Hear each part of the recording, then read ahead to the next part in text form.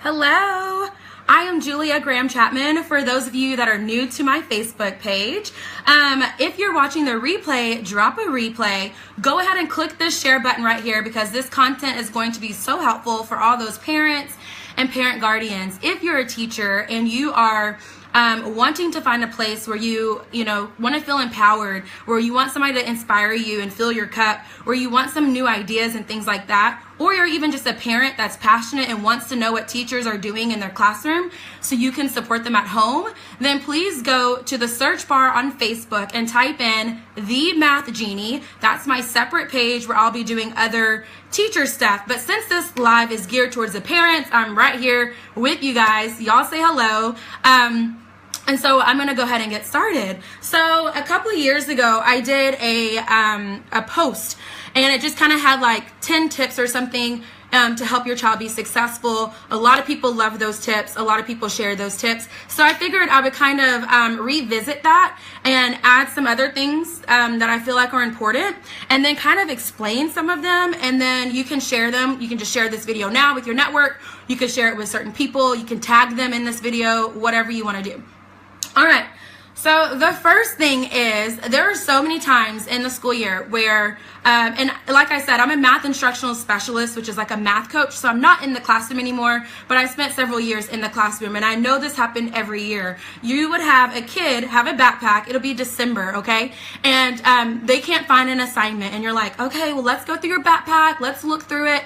And no joke, you guys, we're like pulling out papers from like the first week of school.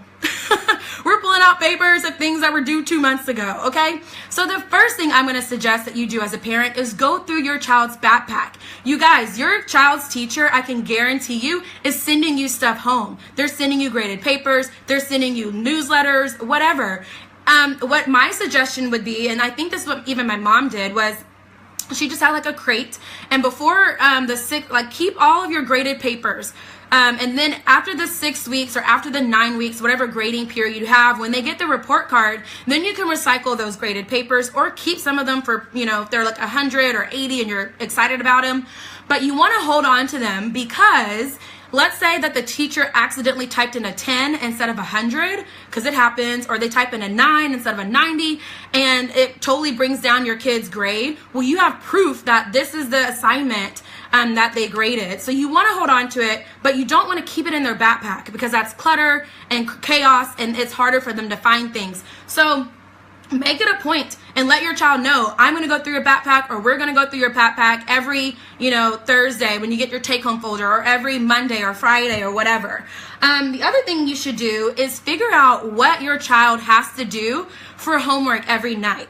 Some campuses do not offer homework. In my opinion, if your campus doesn't say that your child's going to have homework, you can still be the one to say, you're going to read every night. You're going to work on your spelling every night. You're going to do whatever, even if your teacher doesn't give you homework. But know what those requirements are. Does the teacher require spelling practice? Reading, 15 minutes a night, or math practice? Figure out what they have to do every night in order to help your child be successful, and you're not surprised later on down the road. If they don't spell it out on a introduction letter, ask them. Whenever you go to school, ask them, is there something my child should be doing every night? And even as the school year goes on, because your teacher will start to know your child and know their weaknesses. So maybe after a couple of months, say, okay, you've had my child for a couple of months. Is there anything that you think he should specifically? And that will be very helpful for you. You also want to let your child know that this is their responsibility, you guys. This is their job. Like, mom has a job, grandma has a job, whoever, you are that has a student in school.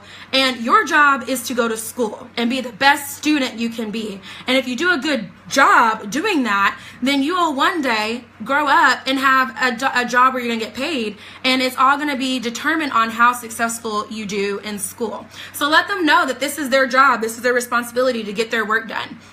The next tip I have is you can call and you can email your child's teacher. It is not a one-way phone. It is not a one-way email.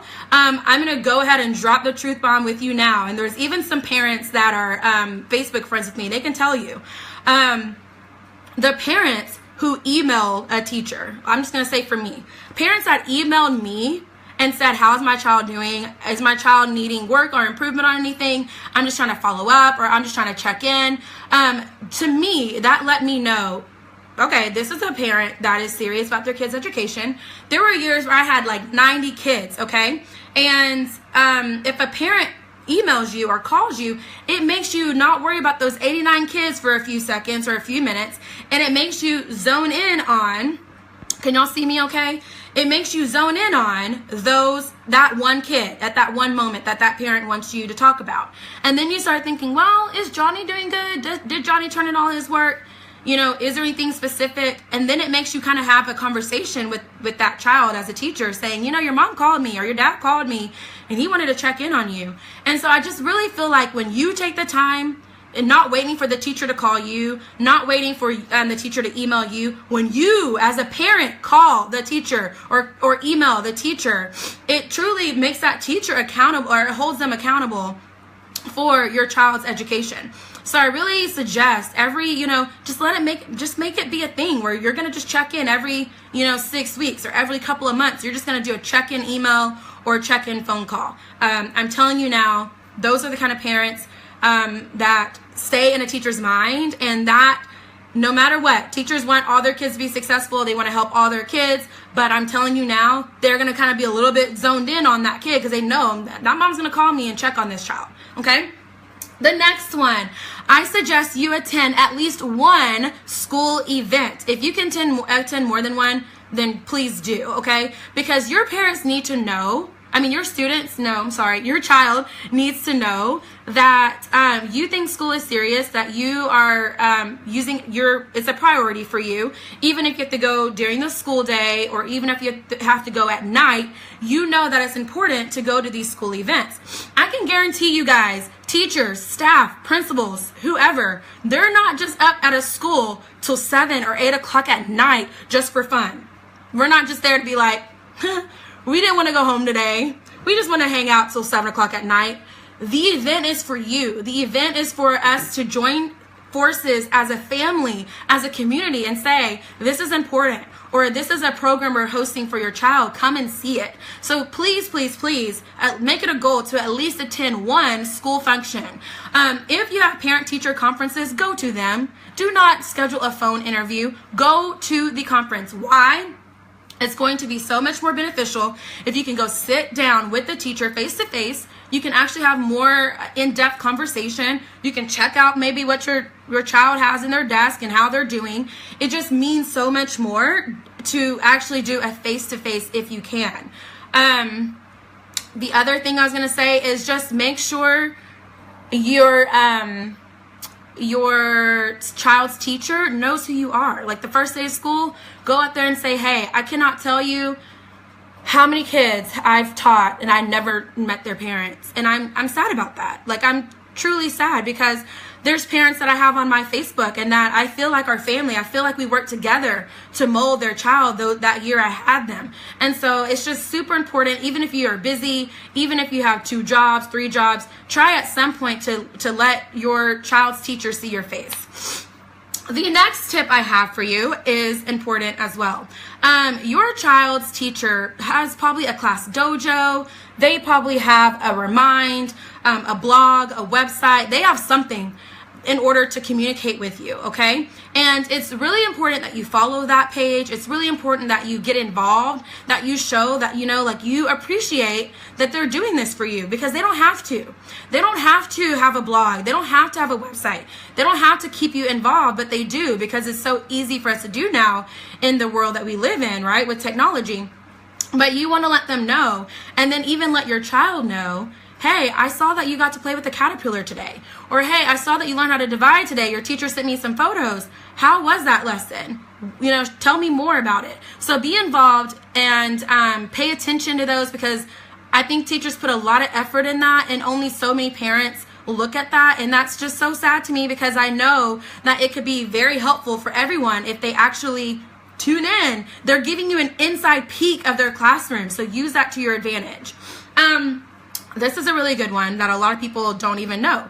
Did you know that even to the age of 18, you should still be reading to your child? because your fluency at 8 compared to 18 is completely different.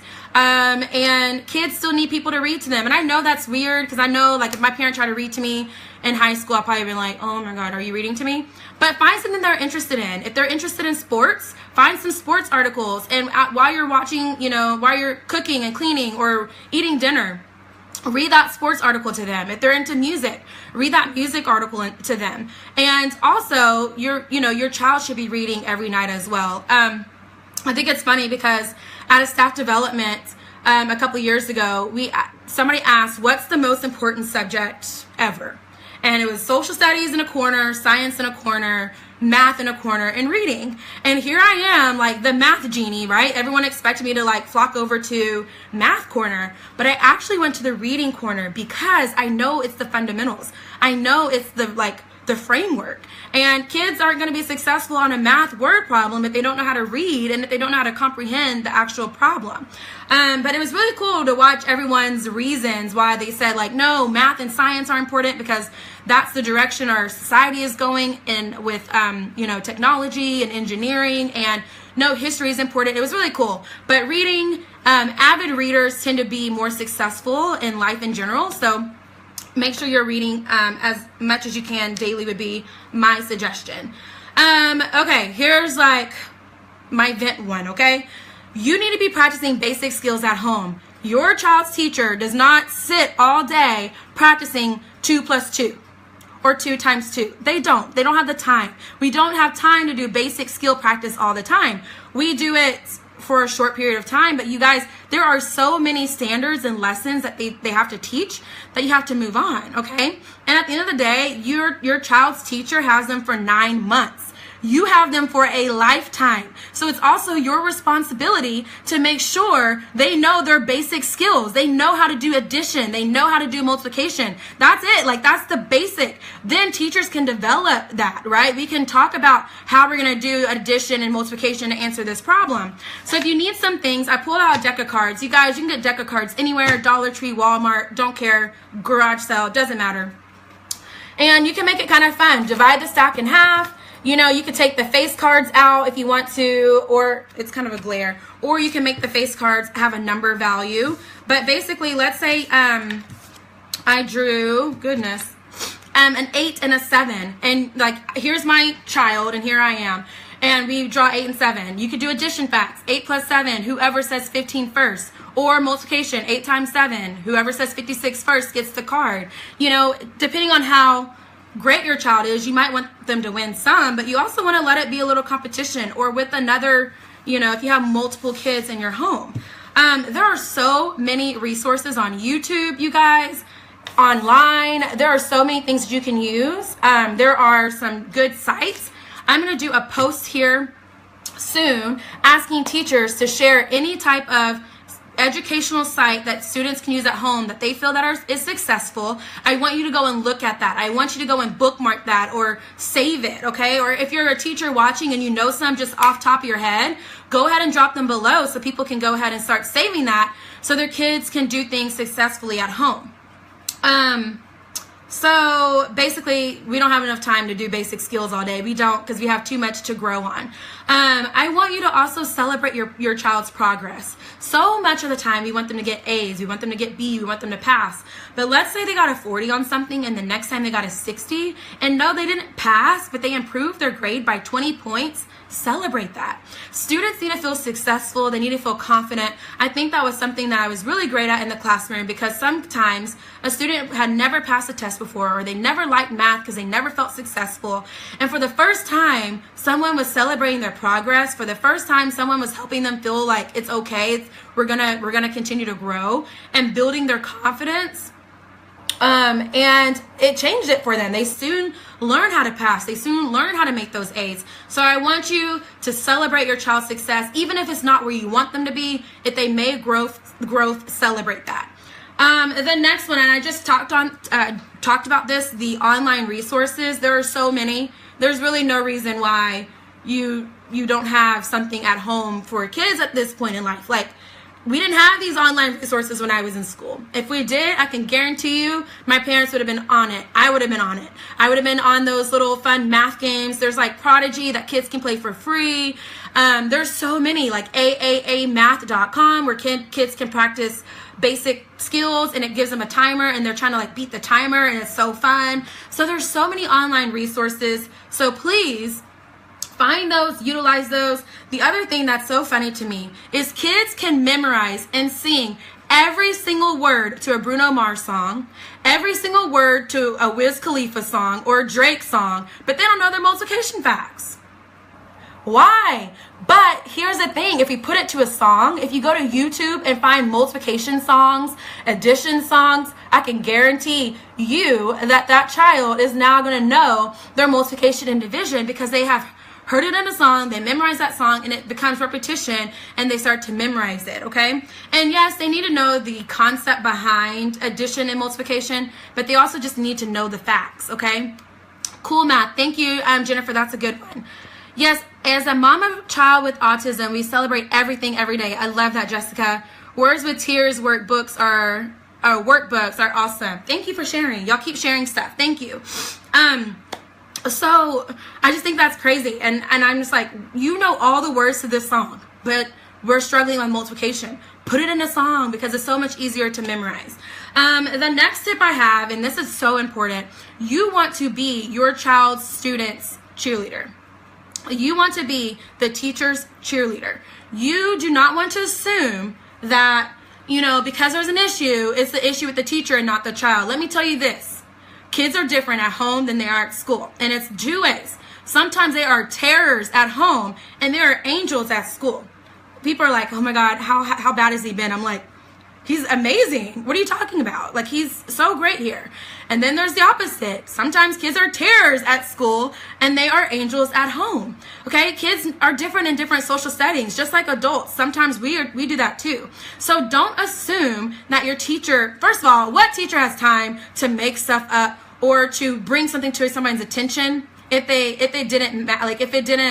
wasn't something that they really thought happened or that they knew happened, okay? And that's first and foremost. We don't get extra compensation for having a drama or issue with a child, okay? Like, it doesn't make sense. Why would we tell you about it if there's no benefit from it from us besides we're trying to help your child? So listen to the teacher. Don't be defensive. Be on the teacher's side, okay? Be a cheerleader. Let them know, like, hey, your teacher might have had a rough day today. It's okay. Maybe she was mean, and it's okay. We're all humans. Don't be like, oh, I should give you 5 content marks. That's not right. So be okay. Be a champion for your child's teacher. I promise you, in the end, it's going to be so much more helpful. Let your child teacher know, I appreciate what you do. I can tell you now, gifts are amazing. I miss those gifts. I do. I miss being in the classroom and getting those sweet gifts. And actually, I still got some gifts from a former teacher this year. It was so sweet on my birthday, and I appreciate that family so much. If you end up watching this video, I love y'all. But the best type of gift I have ever received is thank you. The best type of gift I've ever received from a parent is thank you for all you've done for my child. Thank you for inspiring them. Thank you for getting them to pass. Thank you for all that you do. Thank you for making this pass to star kit. Thank you for working, whatever it was, it's always thank you. And it's sad that I never heard that enough. I didn't. I heard it enough, but I never heard it from every child's parent, okay? So that's something that's easy that you can do. Drop an email, drop a note, drop a email, or call, I meant to say, and just tell them thank you. All right, I'm on that rant. So just being their cheerleader, speaking positively about the teacher, about school. The next one, this is important too. I think they're all important, obviously. If your child... You ask your child, everyone does this, right? How was your day at school today? And they say, it was okay. Just okay? Yeah, just okay. And then that's it. You leave it at that. Don't stop there. Make it known and I think my mom would just say, like, you're not allowed to just say okay. You have to actually tell me something about your school day. Either tell me something you learned, tell me a problem you had, something. There are things that kids will tell their parents that they won't tell their teacher. And I don't want to drop like the whole bullying word, but that stuff happens. And sometimes teachers don't know because it's at recess or it's happening in, while teachers are busy. So if your child seems off, get to the nitty gritty. Like, did somebody do something to them? Are they sad about something? Is there an issue at school? And address it with the teacher, because again, we can build amazing relationships with kids in 9 months, but at the end of the day, they're your child. They're yours for a lifetime. You're their mom, you're their dad, you're their grandparent, you are their parent guardian. They believe and trust in you, and they might tell you things that they don't tell us, okay? So it's very important to never accept okay as an answer, and to just not accept okay as an answer anyway, because you want to know what they learn. You want them to talk about what they learned, so that way it kind of gets into their mind and they're having to explain it, and they will remember it better and learn it better. Yes, I am so loving this. Thank you for this. Thank you, Jessica. This is why I fundraise for supplies and make sure I say thank you at least once a week. I love that. It goes a long way. Hi, Emily. We start this with skip counting songs before we move to multiplication. I love that. Okay, my notes are kind of blurry, so I'm trying to make sure. Then I think the last one, I'm going to have a little note here in a second. The last one is, hold on a second. If you missed the very beginning, I'm going to type this here. If you're, let's fix this. I think a lot of you teachers are already on this that are watching, but if you're a teacher or just a passionate parent and want to know tools, resources, other ways of, inspiration, go to my Math Genie page. That's where I'm going to be doing a lot of these kind of lives, but this is different since it's geared towards parents. Share this video if you find it helpful, please. Okay. The last one is, you want to get your child into extracurricular activities. And I know some of them are expensive. I know, because I know as a child they were expensive. I've seen kids, parents tell me they spend $500 a month on stuff, but there are some that are inexpensive. There are some that are free. Look in your city, see what your child can get involved with, okay? There's things that like people might be able to sponsor your child, that kind of stuff. But here's a couple of reasons why. Number one, kids tend to be less troublemakers when they are involved in sports. I think back to high school, and I was involved in so many things. I was a head cheerleader. I was, officer in different clubs. And if somebody told me about a party and I knew like some of the people that were going to be going, I'm like, I probably shouldn't go to that party because I know what's probably going to happen at that party, and I'm underage or it's illegal to do these things. I'm not going because it's not worth me risking, the things I'm involved with that I love. So I think if I wasn't involved in a lot of things in high school, I think who I am is who I am, but I would have maybe been involved in things or close to stuff, and you already know how that kind of stuff goes. If you're with somebody that's stealing, you go to jail too. If you're with somebody that has drugs or alcohol, you go to jail too. So that's first and foremost. Even in elementary ages, you want your kids to start getting involved in extracurricular activities. The other reason is it teaches kids teamwork.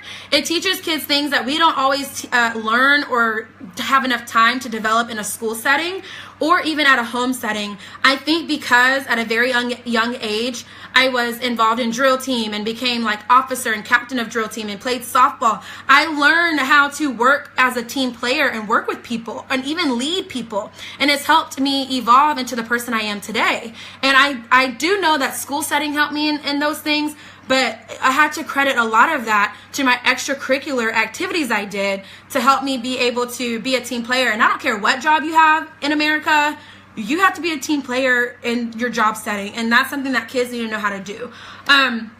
And statistics show that kids are more successful when they are involved in extracurricular activities. Okay, you guys, I will do a post and asking teachers some websites. I will share the post here so you can access that at home. If you find this video helpful, please share it, because I truly feel like every parent needs to hear this video. I want us all to have an amazing school year. I want your kids to be successful. I want you to think about things in order for you to help your kid be successful. I want it to be a village, because it takes a village to raise a child. And if you find this helpful too, like I said, to join the Math Genie page. That's it. I'll see y'all next time. Bye.